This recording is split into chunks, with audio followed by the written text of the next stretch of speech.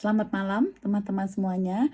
Hari ini kita akan melanjutkan Keluaran 23.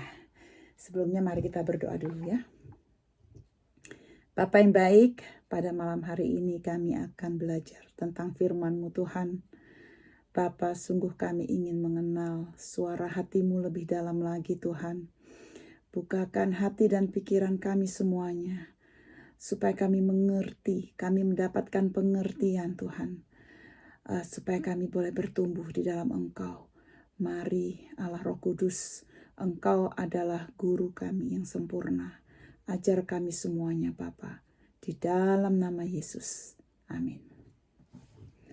Sebelum kita baca Keluaran 23, saya mau jelaskan terlebih dahulu bahwa Keluaran 20, di Keluaran 20 ini Tuhan memberikan perintahnya yaitu 10 hukum Allah.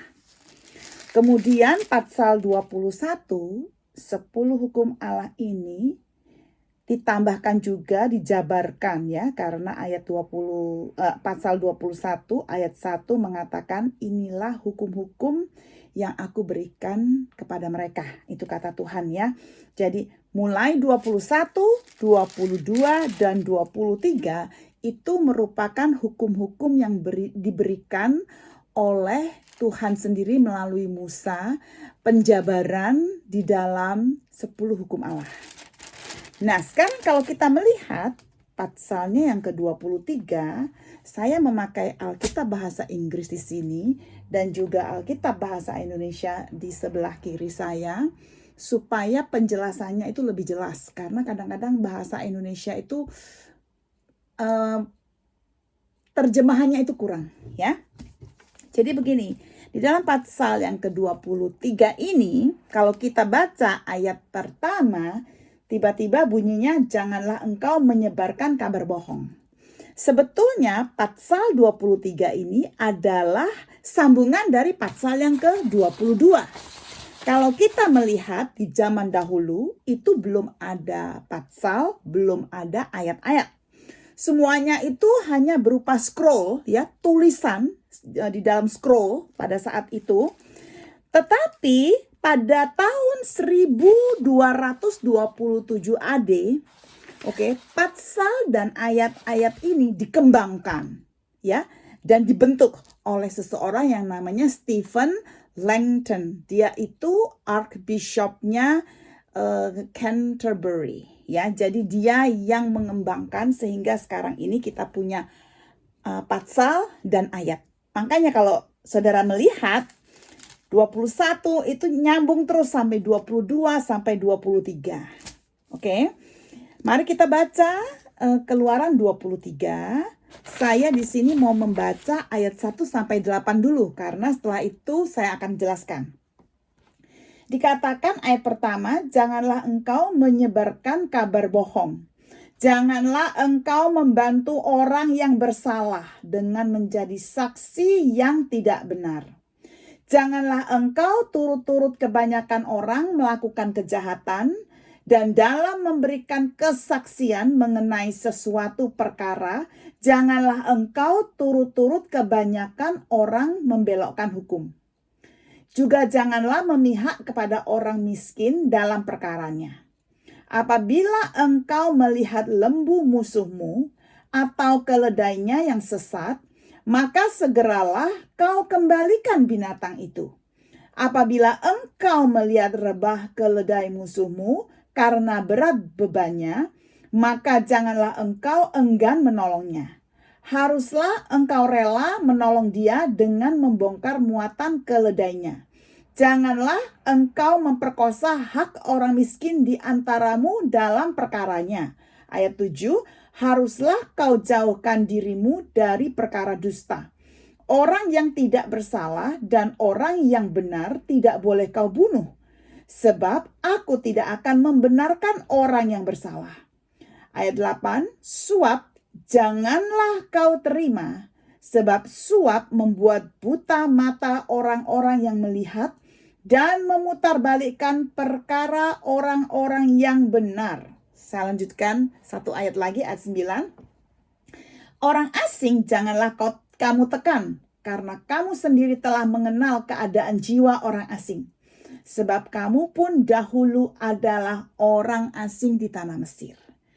Nah, apa yang dikatakan oleh Tuhan di sini dari ayat 1 sampai ayat 9, saya mengesimpulkan ini tentang keadilan. Oke.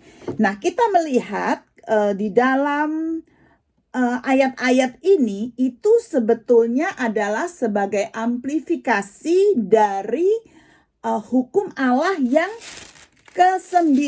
Kalau kita baca hukum Allah yang ke-9 dikatakan, you shall not give false testimony against your neighbor. Dengan kata lain, kamu janganlah memberikan saksi dusta. Ya, dikatakan di sini dalam ayat 1 sampai ayat 9, ya, itu adalah satu peringatan. Peringatan apa di situ? Yaitu peringatan untuk tidak mengesahkan dusta. Oke? Tidak mengesahkan dusta. Bukan itu saja, di sini juga merupakan suatu peringatan untuk tidak mempromosikan ketidakadilan. Oke? Karena apa yang dilakukan orang banyak. Contoh, bukan berarti orang banyak melakukan itu berarti adil atau benar. Tidak. Oke? Jadi di sini diperingatkan untuk tidak mempromosikan ketidakadilan karena suara orang banyak. Ingat ketika Tuhan Yesus waktu diadili, itu yang namanya kerumunan itu begitu banyak, ya, terdiri dari orang Yahudi, kebanyakan orang Yahudi, ya. Pada saat itu ada yang berkata salibkan dia, ada yang berkata bebaskan dia. Tetapi suara bebaskan dia itu lebih kecil, suara salibkan dia itu lebih besar, ya. Jadi bukan karena suara orang banyak itu adil atau benar, tidak. Contoh yang kedua lagi, misalnya pada zaman sekarang ini, ya, terutama di Amerika sini, orang-orang itu hidup bersama itu sudah menjadi sesuatu yang biasa. Sehingga orang berpikir, dia melakukan, kenapa saya tidak? Semua orang melakukannya. Jadi, ayo kita lakukan. Jadi, saudaraku, bukan berarti apa yang dilakukan oleh publik atau kebanyakan orang itu benar, tidak. Nah, dalam hal ini di sini diperingatkan, kamu jangan mengesahkan atau mempromosikan hal-hal yang seperti itu. Oke? Atau kalau kamu baca selanjutnya di ayat 1 sampai 9, kamu jangan dipengaruhi oleh kekayaan, oke? Jangan sampai ada orang kaya yang menyuap kamu untuk melakukan hal-hal yang tidak benar, terutama banyak sekali ya contoh-contoh kalau mau diberikan, ya. Misalnya kalau kamu kerja di kantor, di satu perusahaan, ya, itu banyak suap menyuap atau mau memenangkan satu tender dan lain-lain, ya. Suap menyuap, jangan dikatakan di sini kamu itu dipengaruhi oleh uang, oleh kekayaan, atau bahkan mungkin menuduh orang miskin. Nah, kenapa di sini dikatakan menuduh orang miskin? Tidak semua orang miskin itu melakukan kebenaran atau keadilan, betul nggak? Ya, ada juga orang miskin yang melakukan hal-hal yang tidak baik. Jadi dikatakan di sini kamu jangan membela hal-hal yang tidak baik. Dikatakan di situ, ya.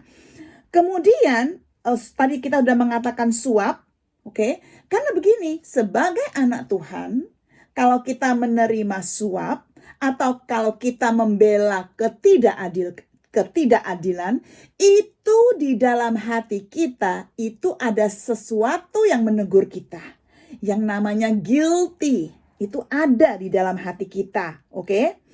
Nah, guilty itu di dalam itu merasa bersalah. Kalau seorang sudah punya perasaan guilty, lebih baik kamu stop melakukannya dan kembali ke jalan yang benar. Oke. Kemudian kita lanjutkan ayat 10 sampai ayat yang ke-17. Di sini tentang hari Sabat. Hukum Sabat. Oke. Ayat 10 sampai ayat yang ke 13 dulu ya. Kita akan belajar sampai ayat 17, 10 sampai 17, tapi mari kita baca dulu ayat 10 sampai ayat yang ke-13. 6 tahunlah lamanya engkau menabur di tanahmu dan mengumpulkan hasilnya. Tetapi pada tahun ke-7 haruslah engkau membiarkannya dan meninggalkannya begitu saja, supaya orang miskin di antara bangsamu dapat makan, dan apa yang ditinggalkan mereka haruslah dibiarkan dimakan binatang hutan. Demikian juga kau lakukan dengan kebun anggurmu dan kebun zaitunmu. Ayat 12. 6 harilah lamanya engkau melakukan pekerjaanmu, tetapi pada hari ke-7 haruslah engkau berhenti, supaya lembu dan keledaimu tidak bekerja, dan supaya anak budakmu perempuan dan orang asing melepaskan lelah. Dalam segala hal yang kufirmankan kepadamu, haruslah kamu berawas-awas. Nama Allah lain janganlah kamu panggil, janganlah nama itu kedengaran dari mulutmu. Di sini kita melihat tentang Sabat. Ingat, Tuhan itu punya kuasa atas waktu. Segala sesuatu di bumi maupun di surga itu kepunyaan Tuhan. Oke? Kita tahu bahwa Tuhan yang masuk ke dalam waktu. Tuhan itu adalah kekal. Dia tidak ada waktu. Tapi ketika kita baca Kejadian 1 ayat 1 dikatakan pada mulanya itu Tuhan memasuki waktu. Waktu itu adalah milik Tuhan sendiri. Maka dari itu di sini dia memerintahkan kepada orang Yahudi untuk merayakan Sabat. Ingat, di sini merayakan Sabat secara tahun dan secara tahun dan hari. Ya, mari kita lihat. 6 tahun lamanya kamu menabur, tahun ke-7 kamu membiarkannya, yaitu beristirahat. Ayat 12, 6 hari lamanya engkau melakukan pekerjaanmu, tapi hari ke-7 engkau berhenti. Nah, kita di sini melihat bahwa ternyata Tuhan itu juga memerintahkan bukan hanya 6 hari bekerja, 1 hari beristirahat, tetapi juga 6 tahun bekerja dan 1 tahun beristirahat. Gunanya untuk apa? Mari kita lihat ayat yang ke-10. 6 tahun bekerja, mengumpulkan hasil, oke. Tahun ke-7 engkau berhenti. Kenapa engkau berhenti? Engkau membiarkan tanah itu untuk diam, oke. Supaya apa? Supaya orang miskin di antara bangsamu dapat makan. Jadi kalau tanah itu yang tadinya menabur lalu dituai, tahun yang ke-7 itu dibiarkan, pasti ada sisa-sisa, ada kelebihan yang hasil tuaian tanaman itu harus dibiarkan. Ketika kamu beristirahat, tanah itu beristirahat, orang miskin boleh mengambilnya. Oke, bukan hanya 6 tahun, tetapi juga 6 hari lamanya. Kamu bekerja kan? Hari ke-7 kamu berhenti. Kenapa kamu berhenti? Ketika kamu berhenti, lembumu, keledaimu juga tidak bekerja. Mereka juga beristirahat. Jadi ini perintah Tuhan untuk bangsa Israel. Bukan hanya kamu kamu manusianya yang berhenti, yang beristirahat, lembu pun, keledai pun, binatang pun juga beristirahat, dan tanah itu pun, ladang itu juga beristirahat. Ya, saya sampai berpikir ya, ini sekarang tahun 2020 di bulan Desember, tahun ini kita itu mengalami COVID ya, di seluruh dunia. Dunia sudah berubah, semua orang tidak bekerja di luar, kebanyakan orang diam di rumah, bahkan tidak sekolah, ya. Saya sempat berpikir, bahkan saya banyak melihat berita-berita polusi makin sedikit, oke. Kotoran-kotoran di sungai juga makin sedikit. Dan saya melihat, oh, jangan-jangan ini sahabat juga ini COVID ini. Karena manusia terlalu bekerja terus, bumi seolah-olah itu lelah ya. Jadi Tuhan izinkan COVID, Tuhan jangan-jangan ini juga sabat ya. Kita tidak tahu, tapi yang kita tahu, kita perlu punya satu hari di mana kita berhenti dari semuanya untuk beristirahat. Nah, bicara soal sabat, kata sabat yang pertama itu sebetulnya, ingat waktu kita belajar di dalam Keluaran itu tentang bangsa Israel itu diberi makan mana oleh Tuhan, mana yang turun dari surga. Nah, di situ ada kata sabat. Itu yang pertama kali ada di dalam Alkitab tertulis sabat. Tapi sabat itu di dalam bahasa Ibraninya itu artinya berhenti bekerja atau beristirahat. Nah, sabat ini yang pertama inisiatifnya itu dari Tuhan sendiri, ada di dalam Kejadian yang kedua, pasal yang kedua, ketika Tuhan sudah menyelesaikan menciptakan langit, bumi dan seisinya. Pada hari yang ketujuh ayat kedua, Tuhan sudah menyelesaikan pekerjaan semuanya itu ya. Dan dia beristirahat dari semua pekerjaannya. Dan Tuhan memberkati hari yang ketujuh dan membuatnya menjadi kudus. Karena di hari itu dia beristirahat dari semua pekerjaan yang sudah dilakukannya. Nah, kita melihat di sini, kita melihat adalah sabat ini itu personal ya. Sangat personal sabatnya itu yang inisiatif oleh Tuhan itu sendiri. Emang Tuhan capek setelah menciptakan? Sama sekali tidak. Tuhan tidak pernah capek ya. Dia tidak pernah lelah. Kalau kita baca di Yesaya 40 ayat 40 ayat 28, dia tidak pernah capek. Oke. Dia di sini beristirahat, dia set aside ya. Dia mengkhususkan hari itu, oke. Hari itu dikhususkan dan diberkati.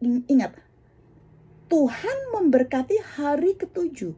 Harinya itu yang diberkati. Dan Tuhan membuatnya menjadi kudus. Loh, kok hari dibuat menjadi kudus? Nah, sekarang kita perhatikan. Kalau saudara melihat ketika Tuhan menciptakan dari hari pertama sampai hari yang ke-6, kita melihat ya di ayat yang ke-3 sampai ke-5.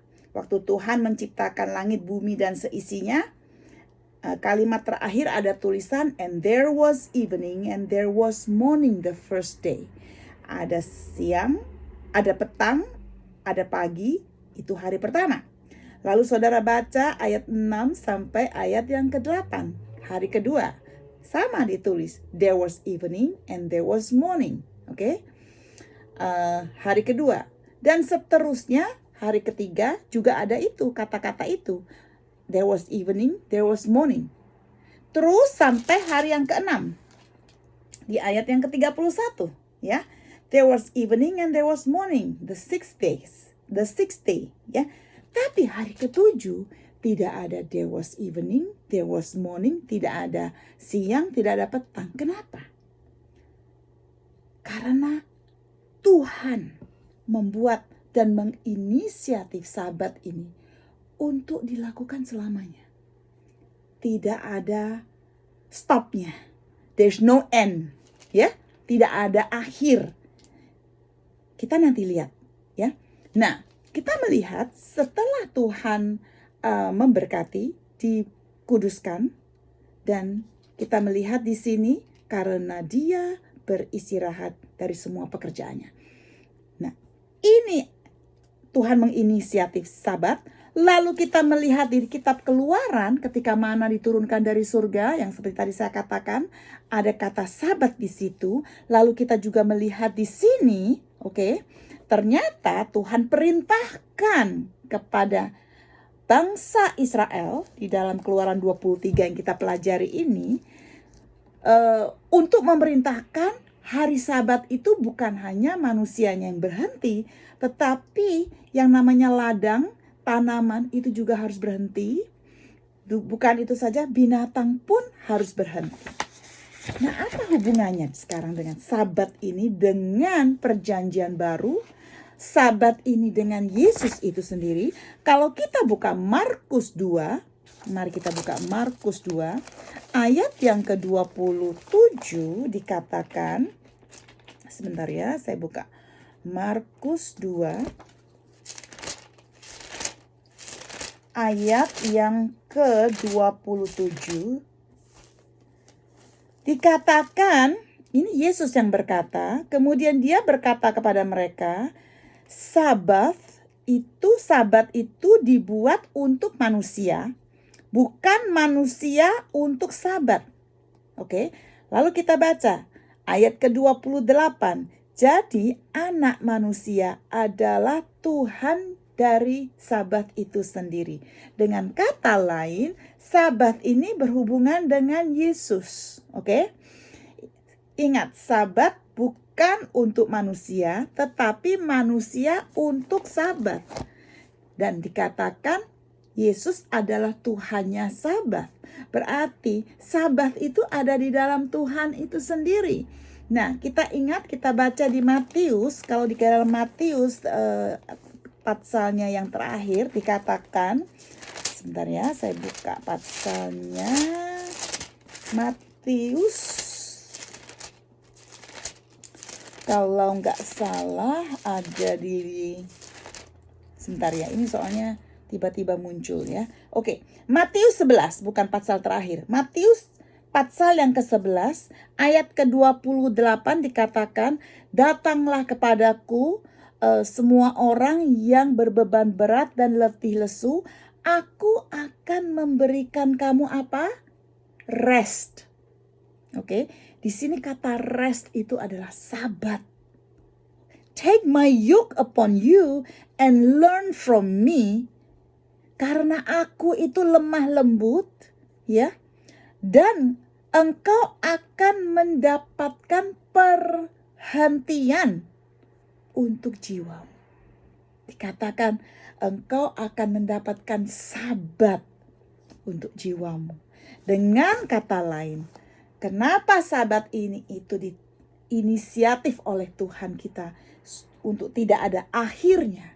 Karena Yesus itulah Sabat itu sendiri, dan di dalam Dia kita mendapatkan satu pemberhentian, ketenangan di dalam jiwa kita. Jadi Sabat itu bukan berarti Sabtu, bukan berarti Minggu, bukan berarti hari Senin, Selasa, Rabu, bukan berarti itu lagi. Tapi Sabat itu yaitu ketika kita datang kepada Dia, kita sujud menyembah kepada Dia, dan kita duduk di bawah kaki Dia, memberikan semua beban-beban kita kepada Dia, beristirahat di dalam hadirat-Nya, maka kita akan mendapatkan ketenangan di dalam jiwa kita. Kalau engkau bisa melakukan setiap hari, engkau melakukan Sabat itu setiap hari. Amin. Mari kita lanjutkan kembali chapter yang ke-23 ini, ya. Nah, setelah bicara soal Sabat, kita melihat ayat 13 tiba-tiba dikatakan, dalam segala hal yang kufirmankan kepadamu, haruslah kamu berawas-awas. Nama Allah lain janganlah kamu panggil, janganlah nama itu kedengaran dari mulutmu. Di sini Musa itu memperingatkan lagi kepada bangsa Israel. Di tengah-tengah Musa itu menyampaikan hukum-hukum Allah, dia mengingatkan kembali kepada bangsa Israel, kamu jangan sebut nama Allah lain. Ingat, Allah itu adalah Allah yang cemburu. Kita kalau melihat hukum 10 hukum Allah, hukum pertama, kedua, itu dikatakan apa? Kasihilah Tuhan Allahmu, ya. Janganlah ada ilah-ilah lain di hadapanku. Betul nggak? Yang kedua, 20. Janganlah ada ilah lain di hadapanku, dan kamu jangan membuat patung-patung untuk menyembahnya. Saudara melihat di situ Tuhan tidak mau, itu hukum yang pertama loh, dan yang kedua. Maka itu di dalam ayat ke-13, bangsa Israel perlu diingatkan kembali seperti kita sekarang ini. Perlu diingatkan oleh firman Tuhan, ya. Kamu buat Tuhan sebagai prioritasmu. Jangan membuat hal-hal lain sebagai prioritasmu. Selalu diingatkan. Amin. Mari kita baca ayat yang ke-14 sampai ayat yang ke-19. Di sini tentang kebaktian dan hari-hari raya. Ya. Sebentar ya. Mari kita baca ya. 3 kali setahun haruslah engkau mengadakan perayaan bagiku. Oke. Hari raya roti tidak beragi haruslah kau pelihara. 7 hari lamanya engkau harus makan roti yang tidak beragi, seperti yang telah kuperintahkan kepadamu pada waktu yang ditetapkan dalam bulan Abib. Sebab dalam bulan itulah engkau keluar dari Mesir. Tetapi janganlah orang menghadap ke hadiratku dengan tangan hampa. Kau peliharalah juga hari raya menuai, yakni menuai buah bungaran dari hasil usahamu menabur di ladang. Demikian juga hari raya pengumpulan hasil pada akhir tahun, apabila engkau mengumpulkan hasil usahamu dari ladang. 3 kali setahun semua orangmu yang laki-laki harus menghadap ke hadirat Tuhanmu, Tuhan. Janganlah kau persembahkan darah korban sembelihan yang kepadaku beserta sesuatu yang beragi. Dan janganlah lemak korban hari rayaku bermalam sampai pagi. Yang terbaik dari buah bungaran hasil tanahmu haruslah kau bawa ke dalam rumah Tuhan Allahmu. Janganlah kau masak anak kambing dalam susu induknya. Di sini Tuhan memerintahkan kepada bangsa Israel untuk 1 tahun itu 3 kali itu merayakan perayaan bagi Tuhan. Perayaan ini ada 3, saudaraku. Pertama, perayaan apa? Roti tidak beragi. Roti tidak beragi ini dengan kata lain Paskah. Itu yang pertama. Yang kedua, itu perayaannya namanya Hari Raya Menuai. Ya. Yang bahasa Inggrisnya itu Pentecost, ya. Pentecost. Kata Pantekosta itu ada di dalam Kisah Para Rasul 2 ini ya, Pentecost, yaitu Hari Raya Menuai. Yang ketiga namanya Hari Raya Pengumpulan Hasil. Kalau saudara baca di ayat yang ke-16, demikian juga Hari Raya Pengumpulan Hasil pada akhir tahun. Kalau bahasa Inggrisnya itu Feast of Tabernacle atau Feast of Ingathering. Itu kita sebut Hari Raya Pengumpulan Hasil. Nah, 3 hari raya ini itu harus dirayakan. Total semua ada perayaan itu ada 7 perayaan, tapi yang 3 ini harus dirayakan setiap tahun. Bukan itu saja, ya. Laki-laki juga harus berkumpul, tentu saja bersama istri dan anak-anak, semua berkumpul merayakan ini. Apa artinya 3 perayaan ini? Pertama, kita tahu Paskah, ya. Hari raya roti tidak beragi. Oke. Di dalam hari raya ini kita tahu bahwa pada saat itu bangsa Israel itu waktu disuruh Tuhan keluar dari tanah Mesir itu tidak direncanakan. Tidak ada rencana, ya. Well, Tuhan tahu dia akan membawa bangsa Israel keluar, tapi bagi orang Israelnya itu seperti satu last minute gitu, ya. Bayangkan kalau bikin roti, kalau pakai ragi itu kan harus didiamkan, betul nggak? Supaya roti itu mengembang. Sudah nggak ada waktu pada saat itu untuk mengembangkan roti.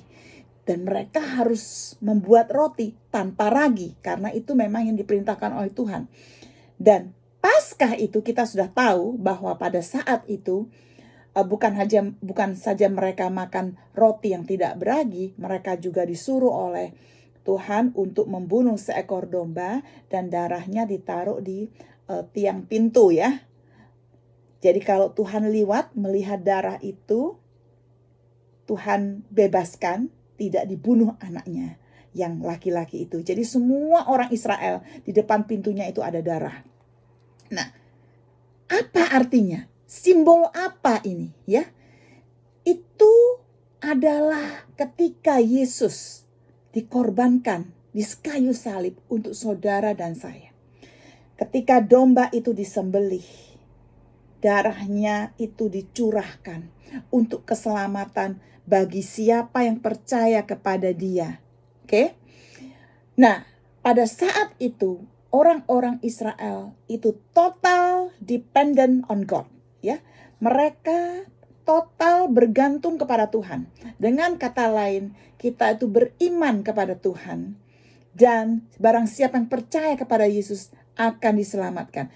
Perayaan Paskah ini seperti yang kita rayakan, Yesus mati di kayu salib, 3 hari kemudian bangkit, itu kita rayakan setiap tahun, generation to generation. Nah, waktu perayaan ini dikatakan 7 hari di ayat 15. 7 hari lamanya engkau harus makan roti tidak beragi. Dengan kata lain, Paskah ini dirayakan selama 7 hari. Kemudian, nah sekarang saya mau saudara buka Imamat. Kenapa saya mau menjelaskan ini? Karena ini sangat penting sekali berhubungan dengan kehidupan kita, berhubungan dengan Tuhan itu sendiri, ya. Imamat 23 ayat yang ke-15. Kemudian kamu harus menghitung mulai dari hari sesudah Sabat itu, yaitu waktu kamu membawa berkas persembahan unjukan, harus ada genap 7 minggu. Jadi Paskah itu 7 hari, kemudian genap 7 minggu. 7 minggu berarti berapa hari? 49 hari, ya. Kemudian lanjutkan Imamat 23 ayat 16. Sampai pada hari sesudah Sabat yang ke-7 kamu harus hitung 50 hari. Oke. Jadi dari Sabat 7 hari, ya, hari ke-7 itu, ya, Sabat sampai hari raya menuai. Hari raya menuai itu harus 50 hari. 7 minggu, 50 hari, ya. Lalu kamu harus mempersembahkan korban sajian yang baru kepada Tuhan. Dari tempat kediamanmu, kamu harus membawa 2 buah roti unjukan yang harus dibuat. Dan seterusnya. Nah, sekarang coba saudara lihat. Yang disebut hari raya menuai itu adalah Pentakosta. Tadi kan saya sudah bilang Pentecost. Dari Paskah 7 hari udah, hari ke-7 sampai hari Pentecost, hari raya menuai, itu ada 50 hari. Betul nggak? Saudara, ini bicara soal apa? Ingat, kapan Yesus bangkit dan naik ke surga? Yesus bangkit, dari Yesus bangkit ke naik ke surga itu berapa hari? 40 hari lamanya, betul nggak? Dari Yesus naik ke surga sampai turunnya Roh Kudus berapa hari? 10 hari. Jadi 40 hari tambah 10 hari berapa hari? 50 hari. Jadi yang disebut Paskah di sini hari raya roti tidak beragi sama hari raya menuai itu adalah kematian Yesus di kayu salib sampai turunnya Roh Kudus. Ya, sampai turunnya Roh Kudus. Kemudian kita melihat lagi pada hari yang ke-7 di bulan yang ke-7, dengan kata lain akhir tahun, kamu juga harus merayakan satu perayaan yang namanya Hari Raya Pengumpulan Hasil. Hari Raya Pengumpulan Hasil. Nah, kalau saudara melihat Hari Raya Pengumpulan Hasil ini dengan bahasa Inggrisnya itu Feast of Tabernacle, ini tidak kebetulan loh. Pada saat itu, saudara kalau baca 1 Raja-Raja 8 ayat 2, pada saat itu tidak secara kebetulan Raja Sulaiman mendedikasikan bait Allah yang dia sudah bangun itu didedikasikan kepada Tuhan. Oke? Dan pada saat itu kalau saudara baca Nehemia 8, pada saat itu orang-orang Israel yang di dalam tawanannya Babilonia, mereka kan kembali pulang ke Yerusalem. Mereka itu membangun bait Allah yang baru, ya. Mereka membangun tembok duluan, ya. Nah, pada saat itu mereka berkumpul dan mereka memperkatakan firman Tuhan, memproklamirkan firman Tuhan di dalam Nehemia 8 itu pada saat perayaan ini, hari raya pengumpulan hasil ini. Jadi, apa sebetulnya hubungannya dari Paskah sampai Pentakosta sampai hari raya pengumpulan hasil? Nah, ini berbicara tentang rencana Tuhan. Oke, rencana Tuhan itu untuk menuai orang-orang pilihannya bagi dirinya sendiri. Pertama kita tahu kalau Yesus mati secara sempurna, tidak ada dosa. Dia berkorban di kayu salib buat saudara dan saya. Kemudian kita tahu dia bangkit dan menjadi apa? 1 Korintus 15 ayat 20 mengatakan bahwa dia adalah buah sulung daripada yang sudah mati. Oke? Nah, 7 minggu setelah kebangkitannya, oke? 7 minggu sesudah kebangkitannya, yaitu hari yang ke-50, Roh Kudus dicurahkan pada saat itu di antara umat-umat Yahudi yang percaya. Oke? Dan menjadi sesuatu tanda bagi siapa saja yang percaya kepada Yesus dengan iman percaya kepada Yesus. Nah, kita melihat di situ pada saat itu di dalam Kisah Para Rasul 2, orang Yahudi yang sudah menerima Roh Kudus, yang sudah mendengar kabar baik ini, menerima keselamatan, dan mereka pulang ke tempatnya masing-masing. Bahkan kita tahu itu pengabaran Injil sampai kepada orang-orang bukan Yahudi. Oke? Jadi kita melihat pergerakan penuaian, pergerakan penuaian itu dahsyat sekali. Nah, kita melihat ya hari ini kita melihat dari kematian Yesus sampai gereja dibentuk, gereja mula-mula dibentuk, itu hari raya penuaian itu harus terus dirayakan karena itu Tuhan sedang mengumpulkan gandum-gandum. Tuhan sedang mengumpulkan orang-orang pilihannya. Makanya harus dirayakan terus-menerus. Bahkan murid-murid sekolah Alkitab itu ketika mereka belajar, mereka mengatakan bahwa hari raya pengumpulan hasil ini itu berbicara soal siapa? Kedatangan Yesus yang kedua kalinya, di mana dia membentuk kerajaan kerajaan surga itu, kerajaan Dia, the kingdom of God, kerajaan Allah, membentuknya di bumi.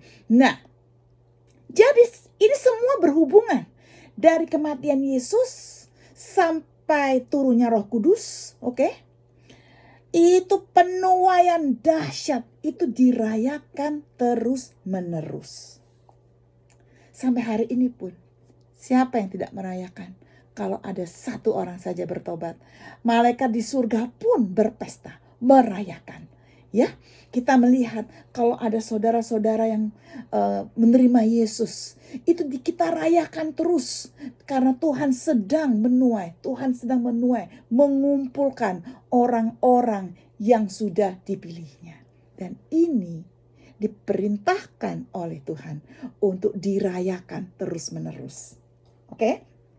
Kemudian ada sesuatu yang kira-kira kedengarannya ganjil, ya, kira-kira, yaitu di ayat yang sebentar ya, saya melihat ini di ayat yang ke 19b ini ya, yaitu janganlah kau masak anak kambing dalam susu induknya.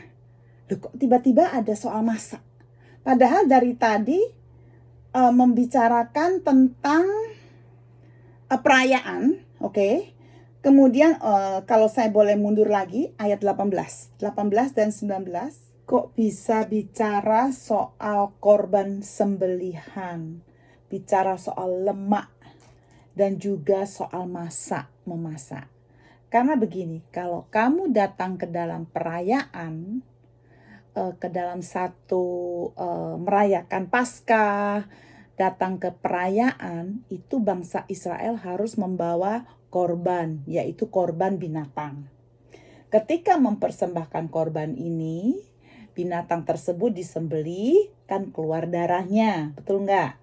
Dikatakan janganlah lemak korban hari rayaku bermalam sampai pagi hari. Di dalam kitab Imamat, kita tahu bahwa lemak adalah kesukaan Tuhan. Makanya ketika Kain dan Habil, Kain mempersembahkan buah daripada tanamannya, oke. Sedangkan Habil mempersembahkan lemak daripada lembu, ya. Nah, lemak itu adalah kesukaan Tuhan. Dikatakan di sini, kalau kita mempersembahkan sesuatu kepada Tuhan, jangan ditunda-tunda. Maksudnya begitu ya. Kemudian ayat 19 juga dikatakan yang terbaik dari buah bungaran hasil tanahmu haruslah kau bawa ke dalam rumah Tuhan. Kamu harus bawa yang terbaik ya. Dan juga kesukaan Tuhan, jangan ditunda-tunda. Janganlah kau masak anak kambing dalam susu induknya. Dengan kata lain bahwa hal tersebut, masak anak kambing dalam susu induknya, itu adalah satu praktek cara mengorbankan, cara memasak untuk dipersembahkan kepada Baal pada zaman dulu. Jadi jangan kamu meniru mereka, jangan kamu masak anak kambing dalam susu induknya. Kira-kira seperti begitu. Oke. Kemudian sekarang kita lanjutkan ayat 20 sampai 33 tentang janji dan teguran kepada Israel. Mari kita baca. Sesungguhnya aku mengutus seorang malaikat berjalan di depanmu untuk melindungi engkau di jalan dan untuk membawa engkau ke tempat yang telah kusediakan. Jagalah dirimu di hadapannya dan dengarkanlah perkataannya. Janganlah engkau mendurhaka kepadanya, sebab pelanggaranmu tidak akan diampuninya, sebab namaku ada di dalam dia. Tetapi jika engkau sungguh-sungguh mendengarkan perkataannya dan melakukan segala yang kufirmankan, maka aku akan memusuhi musuhmu dan melawan lawanmu. Sebab malaikatku akan berjalan di depanmu dan membawa engkau kepada orang Amori, orang Het, orang Feris, orang Kanaan, orang Hewi, dan orang Yebus, dan aku akan melenyapkan mereka. Janganlah engkau sujud menyembah kepada Allah mereka atau beribadah kepadanya, dan janganlah engkau meniru perbuatan mereka. Tetapi haruslah engkau memusnahkan sama sekali patung-patung berhala buatan mereka, dan tugu-tugu berhala mereka haruslah kau remukkan sama sekali. Ayat 25, tetapi kamu harus beribadah kepada Tuhan Allahmu, maka Ia akan memberkati roti makananmu dan air minumanmu, dan aku akan menjauhkan penyakit dari tengah-tengahmu. Tidak akan ada di negerimu perempuan yang keguguran atau mandul. Aku akan menggenapkan tahun umurmu. Ayat 27, kengerian terhadap aku akan kukirimkan mendahului engkau. Aku akan mengacaukan semua orang yang kau datangi, dan aku akan membuat semua musuhmu lari membelakangi engkau. Ayat 28, lagi aku akan melenyapkan tabuhan mendahului engkau, sehingga binatang-binatang itu menghalau orang Hewi, orang Kanaan, dan orang Het itu dari depanmu. Aku tidak akan menghalau mereka dari depanmu dalam 1 tahun, supaya negeri itu jangan menjadi sepi, dan segala binatang hutan jangan bertambah banyak melebihi engkau. Sedikit demi sedikit aku akan menghalau mereka dari depanmu, sampai engkau beranak cucu sedemikian, hingga engkau dapat memiliki negeri itu.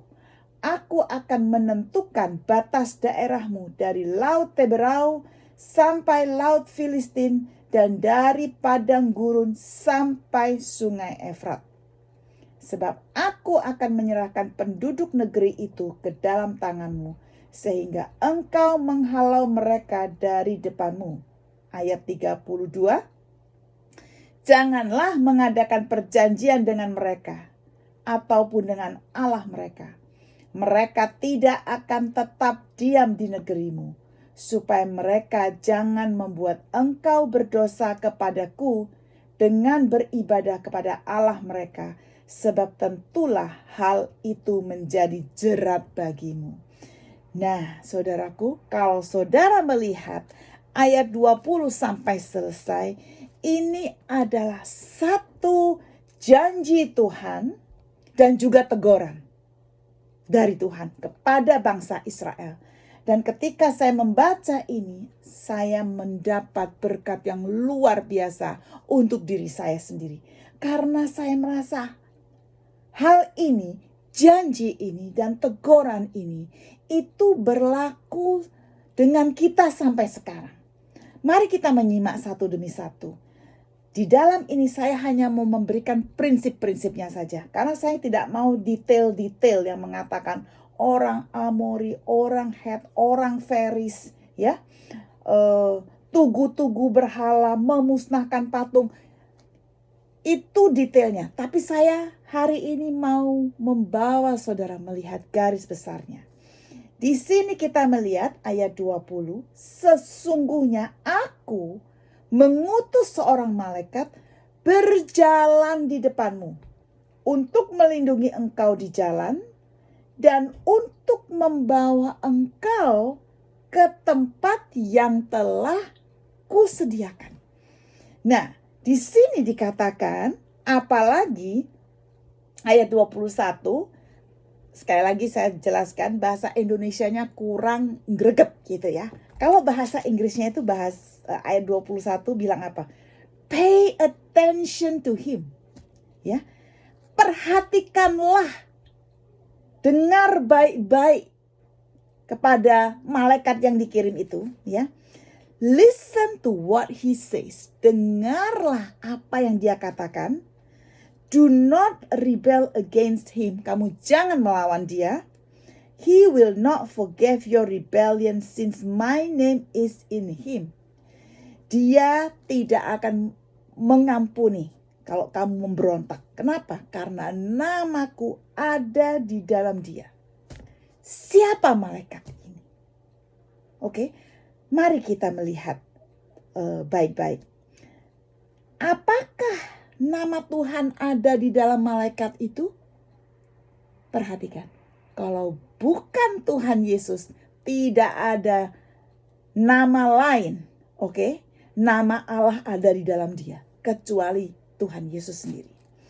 Apakah ini Tuhan Yesus sendiri? Mari kita lihat lagi ayat yang ke-20. Lihatlah, aku mengirim malaikatku berjalan di depanmu untuk memimpin kamu. Ingat ketika bangsa Israel baru keluar dari tanah Mesir, Tuhan mengirim siapa? Tiang awan dan tiang api. Betul nggak? Tiang awan dan tiang api itu adalah dia sendiri sebetulnya. Dan dikatakan untuk membawa engkau ke tempat yang telah kusediakan. Saya mau membawa saudara membaca di Yohanes 14. Karena kalimat yang saya baca ayat 20 ini sama dengan Yohanes 14 ya. Mari kita buka Yohanes 14 ayatnya yang pertama. Ini kata perkataan Tuhan Yesus sendiri ya. Dikatakan, do not let your hearts be troubled. Janganlah gelisah hatimu. Trust in God. Percayalah kepada Tuhan dan percayalah kepadaku. Di rumah Bapakku ada banyak kamar. Oke. Kalau tidak aku beritahu, aku sekarang memberitahukan kepadamu, aku pergi ke sana untuk menyediakan tempat bagimu. Betul nggak? Sama dengan ayat 20, membawa engkau ke tempat yang telah kusediakan. Dan kalau aku pergi dan menyediakan tempat bagimu, aku akan datang kembali dan membawa kamu bersama dengan aku, supaya kamu ada di tempat di mana aku berada. Siapa lagi yang bukan bicara ini yang berbicara ini kalau bukan Yesus itu sendiri? Jadi ayat 20 menunjukkan bahwa itu Yesus, ayat 21 juga jelas menggambarkan itu Yesus. Jadi malaikat di sini adalah Yesus Kristus itu sendiri. Oke. Nah, sekarang kita lihat kembali ke Keluaran 23 ayat 20 sampai ayat yang ke-33. Mari kita lihat. Sebetulnya hanya ada 4 hal yang Tuhan mau kita lakukan. Hanya 4 hal yang Tuhan mau bangsa Israel lakukan. Hal yang pertama ada di ayat yang ke-21. Dikatakan, you pay attention to him. Listen to what he say. And do not rebel against him. Ya, kamu dengar dia baik-baik. Perhatikan dia. Dengar dia baik-baik. Jangan melawan. Itu yang pertama. Yang kedua, kamu melihat ayat 24. Ayat 24 dikatakan, janganlah engkau sujud menyembah kepada Allah mereka atau beribadah kepadanya. Janganlah engkau meniru perbuatan mereka. Dengan kata lain, kamu jangan menyembah ilah-ilah mereka dan jangan meniru perbuatan mereka. Oke? Ini bangsa Israel itu diperingati. Sama juga dengan kita diperingati oleh Tuhan. Kamu jangan menyembah kepada ilah-ilah yang ada pada zaman sekarang ini. Ilah-ilah pada zaman sekarang ini apa, saudaraku? Oke? Zaman sekarang sudah bukan merupakan patung lagi, meskipun masih ada patung-patung yang disembah. Oke? Masih ada bentuk-bentuk benda yang disembah. Masih ada bentuk-bentuk pohon-pohonan, gunung-gunung yang disembah. Tetapi zaman sekarang, ilah-ilah lain itu termasuk hal-hal yang saudara prioritaskan lebih daripada Tuhan. Itu ilah-ilah zaman sekarang. Contoh, sosial media, Instagram, Facebook, atau mungkin apa saja, saudaraku. Saya tidak populer ya, maksudnya tidak terlalu mengetahui teknologi zaman sekarang. Tetapi yang dikatakan sosial media yang saudara pegang terus, yang saudara dahulukan di atas Tuhan, itu sebetulnya adalah ilah-ilah. Saudara tidak sadar. Mungkin HP saudara, atau mungkin sports ya, olahraga. Saudara lebih mementingkan olahraga, saudara lebih mementingkan exercise saudara, saudara lebih mementingkan hobi saudara daripada Tuhan. Itu semua adalah ilah-ilah. Dikatakan kamu jangan sujud menyembah. Jangan mengutamakan mereka, jangan meniru mereka. Oke? Hal yang ketiga, ayat 25 dikatakan, tetapi kamu harus beribadah kepada Tuhan Allahmu. Maka ia akan memberi roti makananmu dan air minumanmu. Dikatakan, diingatkan lagi, sembahlah Tuhan Allahmu. Oke? Lalu yang sebentar ya. Yang keempat, janganlah membuat perjanjian dengan ilah-ilah itu. Ayat 32, sebentar ya, ayat 32. Ya, jangan membuat perjanjian dengan mereka ataupun dengan Allah mereka. Dan ayat 33, janganlah tinggal, do not let them live in your land. Jangan biarkan mereka tinggal di negerimu. Jadi, dengan kata lain, kamu itu jangan membiarkan ilah-ilah itu tinggal di dalam hatimu. Sebetulnya hanya ini saja peringatan dari Tuhan. Dengarkan baik-baik ya. Ayat 21, pay attention to him, listen to what he say, and do not rebel. Ini mengingatkan saya kepada Yosua ya. Ketika Yosua itu baru masuk ke tanah Kanaan, itu di dalam Yosua 1, oke. Ayat yang ke-7, ini ayat-ayat ini sangat terkenal. Kuatkanlah dan teguhkanlah hatimu. Hati-hatilah, be careful to obey all the law my servant Moses gave you. Do not turn from it to the right or to the left, that you may successful wherever you go. Yosua 1 ayat 7. Sekarang Yosua 1 ayat 8. Do not let this book of the law depart from your mouth. Meditate on it day and night, so that you may be careful to do everything written in it. Then you will be prosperous and successful. Jadi dengan kata lain, kamu jangan lupa perkatakan firman Tuhan siang dan malam. Oke? Taruh itu di hatimu. Meditate on it. Perkatakan di mulutmu. Ditaati. Dengarkanlah, ditaati. Jangan membantah. Itu peringatan pertama. Peringatan kedua, jangan menyembah ilah-ilah. Ya, ilah-ilah tadi saya sudah jelaskan apa itu. Apa saja yang kamu merasa penting, lebih penting daripada Tuhan. Bahkan pekerjaanmu kadang-kadang bisa lebih penting daripada Tuhan. Hati-hati. Oke? Dan jangan apa? Jangan biarkan mereka, kamu jangan bikin perjanjian sama mereka. Jangan biarkan mereka tinggal di dalam hatimu. Dan yang terakhir, ayat 25, sembahlah Tuhan Allahmu. Cukup ini saja. Hanya ini yang Tuhan mau dari kita. Hanya ini yang Tuhan mau dari Israel. Kalau kita mengasihi Tuhan, mengingat firman-Nya, memperkatakannya, dan mentaatinya, kamu lihat apa yang akan Tuhan kerjakan. Dahsyat. Dikatakan di sini, aku akan, ya, kamu lihat, aku akan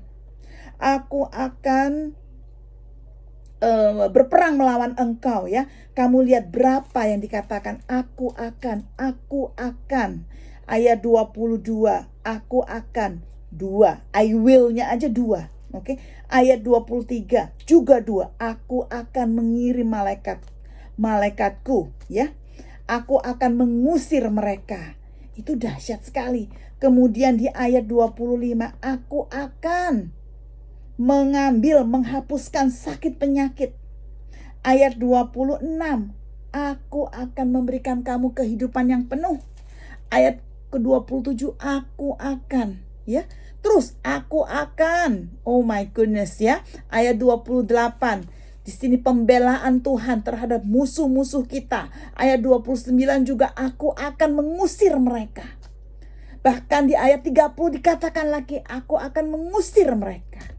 Ayat 31, aku akan membentuk batasanmu. Oke? Kamu terus baca, aku akan lagi hand over to you the people who live in the land. Aku akan menyerahkan musuh-musuh ke tanganmu. Oke? Terus baca ayat 31, kemudian dikatakan, aku akan menyerahkan musuh ke dalam tanganmu.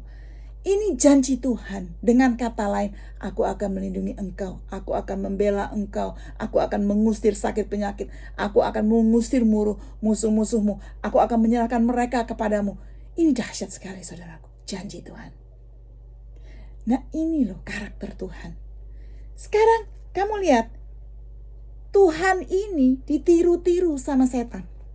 Oke, setan itu peniru yang paling hebat. Dia juga meniru tapi dengan motivasi yang lain. Saya mau saudara membuka Yesaya 14. Oke. Yesaya 14.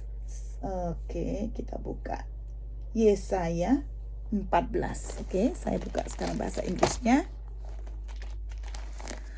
Oke, Yesaya 14. Yesaya 14 ayat yang ke-12 sampai ke-15. Mari kita baca. Ini berbicara tentang Lucifer. Oke. Wah, engkau sudah jatuh dari langit. Yesaya 14 ayat 12 sampai 15. Hai bintang timur putra fajar, engkau sudah dipecahkan dan jatuh ke bumi. Hai yang mengalahkan bangsa-bangsa, engkau yang tadinya berkata dalam hatimu, aku hendak naik ke langit. Aku hendak mendirikan tahtaku mengatasi bintang-bintang Allah. Dan aku hendak duduk di atas bukit pertemuan. Ayat 14, aku hendak naik mengatasi ketinggian awan-awan. Ayat 15, sebaliknya ke dalam dunia orang mati engkau diturunkan ke tempat yang paling dalam di liang kubur. Kamu lihat di sini. Ini yang namanya Lucifer meniru Tuhan. Aku hendak, aku akan. Tapi aku akan itu motivasinya itu dirinya sendiri. Egonya dia yang mau naik, menyamai Tuhan. Oke? Tapi akhirnya orang yang seperti ini, orang yang sombong ini, diturunkan ke dalam dunia orang mati. Oke? Mari kita lihat Tuhan, karakter Tuhan. Karakter Tuhan adalah dahsyat sekali. Ketika dia berkata, aku akan, ya, ini menunjukkan kedaulatan dia, kebesaran dia. Tapi ketika Tuhan bilang, kalau engkau menyembah aku, engkau tidak tidak mengutamakan ilah-ilah lain. Kalau kamu mendengarkan aku akan melakukan ini, aku akan melakukan ini untuk kamu. Banyak hal yang Tuhan lakukan. Tetapi di dalam akunya dia, aku akan di dalam kebesaran dia, kedaulatan dia, dia melakukan untuk orang yang dikasihinya. Dia bukan melakukan untuk dirinya sendiri. Dia melakukan untuk bangsa yang dikasihinya, umat pilihannya. Dia melakukan untuk orang-orang yang dipilihnya. Disinilah kebesaran dan kedaulatan Tuhan. Jadi saudaraku, saya pribadi sangat diberkati dengan firman ini. Janji Tuhan bukan saja untuk bangsa Israel, tapi janji Tuhan juga untuk saudara dan saya. Mengutamakan Tuhan terlebih dahulu di dalam kehidupan kita. Amin. Oke, mari kita tutup di dalam doa. Bapa di sorga, terima kasih buat firman-Mu. Ampunilah kami Bapa, kalau kami Tuhan sering tidak menyukakan hati-Mu. Kami sering Bapa mengutamakan hal-hal yang lain. Kami sering mengutamakan gadget kami, sosial media kami, mungkin pekerjaan kami, kesenangan kami. Ampunilah kami Bapa. Kami mengerti hari ini. Kami belajar dari firman-Mu, bahwa Tuhan, kalau kami Tuhan mengutamakan Engkau dalam hidup kami, kalau kami menyembah Engkau saja, kalau kami mendengarkan firman-Mu, memperhatikan, memperkatakan dan melakukannya Tuhan, maka Engkau akan Tuhan meluruskan segala jalan-jalan kami Tuhan. Terima kasih buat janji-Mu. Terima kasih buat teguran-Mu Tuhan. Kami sungguh bersyukur Tuhan. Biarlah Tuhan kami bukan cuma mempelajari firman-Mu, tetapi kami benar-benar mau melakukannya. Biarlah Roh Kudus yang ada di dalam hidup kami, di dalam diri kami, membantu kami, mengingatkan kami, menegur kami, supaya kami berjalan sesuai dengan kehendak-Mu dan menyenangkan-Mu. Terima kasih Tuhan. Terima kasih. Di dalam nama Tuhan Yesus, kami berdoa dan mengucap syukur. Haleluya. Amin.